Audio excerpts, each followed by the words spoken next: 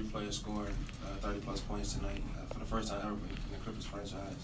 What do you make of this? They making history tonight? Well, we should have made the history the other way too with the points. Have we ever won a game where the other team shot 57%? You know, and 132 points. I'm more upset at that than happy about that, because that's back-to-back games defensively. We got to be a little bit better. But I loved our resolve. I loved how we got down early and made a run. Lou and Trez were fantastic. And then I thought, you know, that second quarter defensively, it was the only good defensive quarter. I thought it was the difference in the game. But the history is good, I guess. You know, somebody's got to make it. So.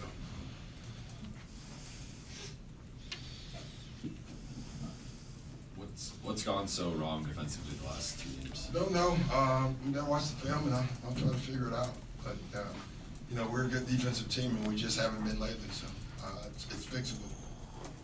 Doc, can you speak about Trey's performance today? Yeah, he was great. You know, I feel like he kind of gave you the energy when you guys didn't have it there in that first half. He was phenomenal. You know, he scored a lot on post-ups too. It wasn't just, you know. I think a lot of people think Trez only scores through pick and rolls with Lou, and tonight we just called him C5 and going right to him. You know, it just tells you how much work he's put into the game. He's been absolutely wonderful in that department. I thought down the stretch he made 3 or 4 great passes that led to threes. You know, and that's the evolution of Trez. It's been great.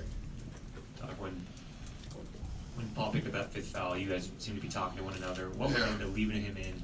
Yeah, it was stupid. It was back. It really was terrible coaching. Like, you got to take him out. You know, some guys you can trust. I told him after the game, now I know who I can trust. You know, that was a freaky play on that 6th foul. So, but that's probably why you take him out. To be honest, we had a lead, and I looked at the clock, but we had drawn up a play for him that we thought we were going to get a 3, which. When you watch the action, the collision he'd have been open at least. But you know, the 5th foul is the one that created the 6th foul. And we just told him, you know, pull your hands back, and you know that's the foul that hurts.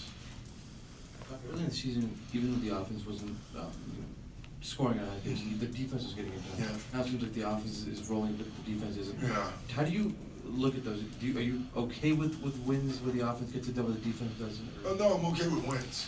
You know, I've never complained about a win. But you also look at the long picture instead of just the now, and you know you can't win that way a lot. You know, you can win a game with bad offense and great defense. You're not going to win a lot of games with bad defense. You know, because the other team usually guards you back. Tonight, we caught fire as well. You know, 2 teams, 57%, 54%. You know, either the offense was phenomenal tonight, or both teams struggled defensively.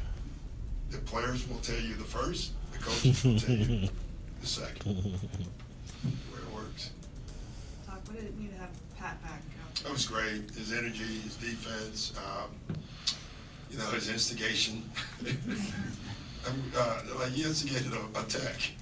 You know, it's just what he does. It's being Pat. You know, you think about those little plays like that, it creates wins. So he was fantastic. And how about the ball handling out there? It was better. We needed that though. Like, that's a one guy. You know, he's not a pure point guard, but he's doing his best. And overall, he's been very good for us. And he's the one guy that knows what we want to run the most.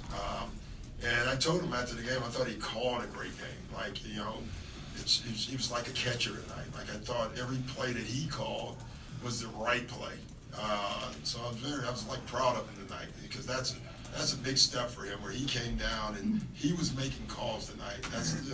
That hasn't happened. That's something we need, and that was very nice to see. You'll, I'm sure, recall the era in the NBA when teams were scoring 70, 80 points oftentimes. It was beautiful. What do you think? Tonight you had 130 plus. It was beautiful. We won. You know, either way, I never cared about, you know, I was obviously part of the slow ball era. I mean, I was on that Knicks team that we probably changed more rules than any team in NBA history, us and the Pistons back then. But the games are still close. you know, and at the end of the day, it's like most games, you know. I do think the shooting and the skill is so much higher now, for whatever reason. And then the rules have changed, which allow scoring. So I don't know which one I like more. I just like good basketball.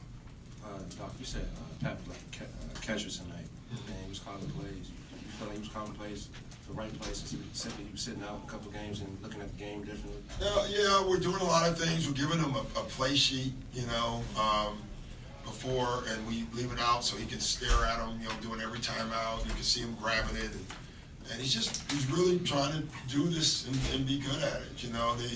I've done it to 2 guards where I've actually given them my play sheet, and you know, it's Chris and Rondo. Other than that, I don't give anybody else that sheet because they can't handle it, you know. And you know, we're starting to slowly add things to that sheet for Pat, and he's getting better and better at it. It's been very good for him. He asked for the sheet? We told him we wanted to do it, and he loved it. So. Over here. After the first quarter, you're down by 16. What was the discussion in the huddle after that? Guard swing. You know, let's get better defensively. Let's play harder. You know, the typical coach speak. Honestly, it wasn't anything earth-shattering except when we got into the ball and we just played harder, you know, and we played at a better pace. In reference to that coach sheet, Doc, Who won the football game today? New Orleans lost. Yeah, the Seahawks, it was going to halftime. Lynch scored.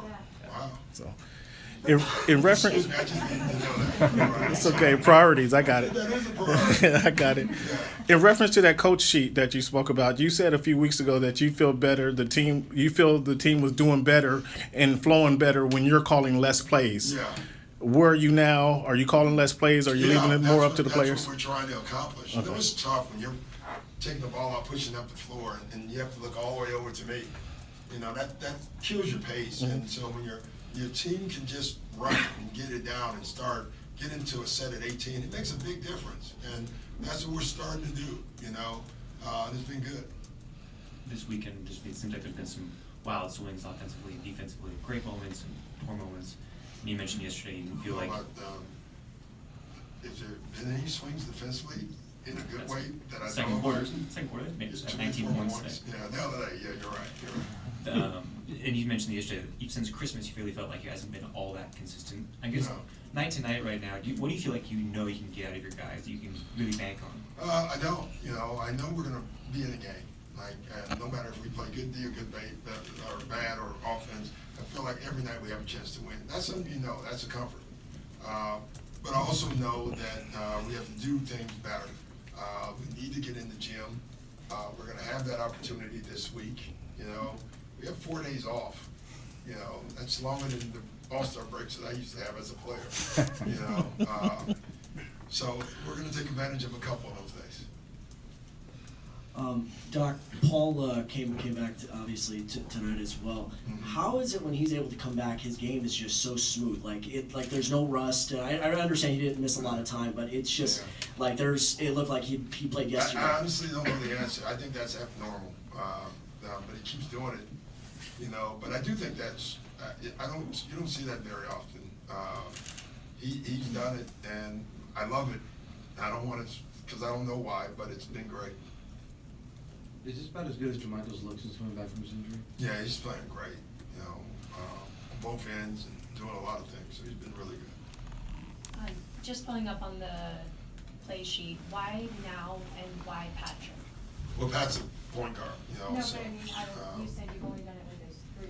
I just think it's time for him. You know, he's been with me for a year, really, because the first year he was hurt. I think he gets me, you know, and what I see a little bit. We'll have our own discussions about that at times. And I just think it's time for him, and he's really taking it and doing it. So that's going to help us in the long run. The better he can get at it. All right, one more. You guys have a lot of them. You know what? I know what you're doing. You have to stay for the next game. So you're stalling. But I don't. I'm going to dinner in like 2 minutes. I'll do it right now. I should just let you go. Thank you. Just in the first quarter, when things are going, you know, the wrong way, I mean, is there anxiety building, or are we? Anger. I don't know about anxiety, no. You know, not really. Like, I didn't, you know, as far as thinking we're gonna win the game or something. No, I don't even think that far ahead. I just knew we wasn't doing what we're supposed to do, and we had to remind them of that. So, all right, guys, enjoy. Thanks, Coach.